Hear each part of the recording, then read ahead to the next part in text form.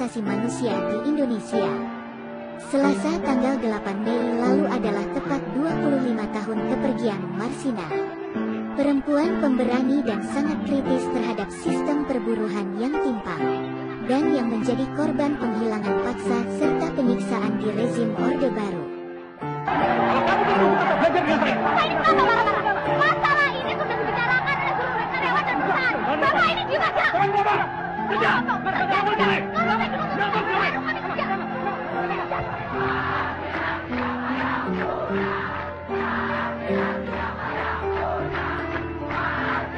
Seperempat abad telah berlalu. Keadilan belum juga dicapai dalam kasus Marsinah. Bahkan kasusnya masih dianggap sebagai tindak kriminal biasa yang memiliki waktu kedaluarsa. Padahal apa yang dialami Marsinah sudah masuk dalam kategori pelanggaran hak asasi berat karena adanya unsur tindakan opresi aparat berupa penghilangan paksa, penyiksaan, dan pemerkosaan. Marsinah lahir pada tanggal 10 April tahun 1969 di Desa Ngelundo, Nganjuk, Jawa Timur. Sejak bangku sekolah dasar, Marsinah dikenal sebagai anak yang kritis dan rajin membaca.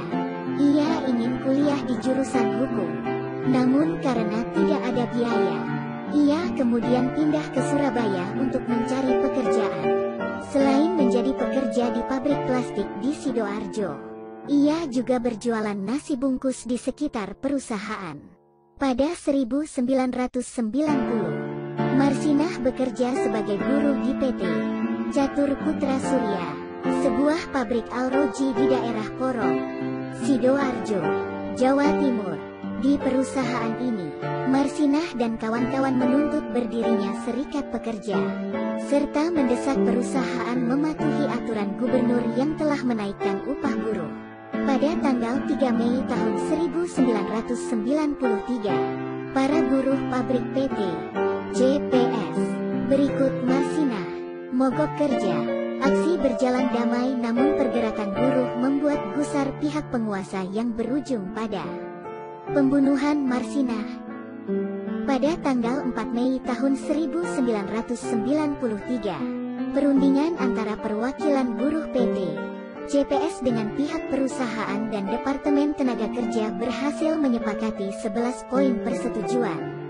Namun ada beberapa hal yang belum terpenuhi dalam kesepakatan itu, seperti tunjangan hari raya, THR, dan uang makan, membuat mereka melanjutkan aksinya. Esoknya, 13 buruh PT JPS yang dituding sebagai aktor utama pemogokan diinterogasi Komando Daerah Militer Kodim 0816 Sidoarjo. Para buruh ini membawa catatan tertulis yang dibuat Marsinah sebagai petunjuk jawaban ketika ditanyai Kodim. Ke-13 rekan Marsinah tersebut dipaksa untuk menandatangani surat pengunduran diri di markas Kodim 0816. Marsinah beserta 4 rekannya kemudian mendatangi markas Kodim untuk menolak tindakan semena-mena itu dan berniat untuk mengadukan tindakan Kodim pada pengadilan. Belum juga sampai ke meja pengadilan. Malam itu saat dalam perjalanan menuju rumah rekan sesama buruh PT JPS, Marsinah menghilang. 3 hari kemudian, pada tanggal 8 Mei tahun 1993, jenazahnya ditemukan di sebuah gubuk di Dusun Jegong, Desa Wilangan, Nganjuk, dalam keadaan mengenaskan. Ada luka terbuka pada labia minora kiri. Tulang kemaluan bagian kiri patah berkeping-keping. Tulang kemaluan kanannya patah. Tulang usus kanan tengah patah terpisah. Dan tulang selangkang kanan patah seluruhnya. Dalam bukunya Indonesia X-Files, Dokter ahli forensik Abdul Munim Idris, saksi ahli dalam persidangan kasus Marsinah, menceritakan kesaksiannya pada persidangan Marsinah. Mengatakan bahwa luka-luka tersebut terjadi karena tembakan. Pada Oktober tahun 1993, beberapa orang dari PT JPS dipaksa mengakui bahwa merekalah dalang dari pembunuhan Marsinah, mulai dari pemilik PT JPS Yudi Susanto, Satpam, para manajer, serta bagian mesin, bagian personalia, sampai supir. Mereka semua disekap dan disiksa oleh Badan Koordinasi Stabilitas Nasional Daerah selama 19 hari. Setelah itu, orang-orang tersebut diadili dan diputus bersalah oleh Pengadilan Militer dan Pengadilan Sidoarjo, lalu diperkuat oleh keputusan Pengadilan Tinggi Surabaya. Baru 19 hari kemudian, akhirnya diketahui mereka sudah mendekam di tahanan Polda Jatim dengan tuduhan terlibat pembunuhan.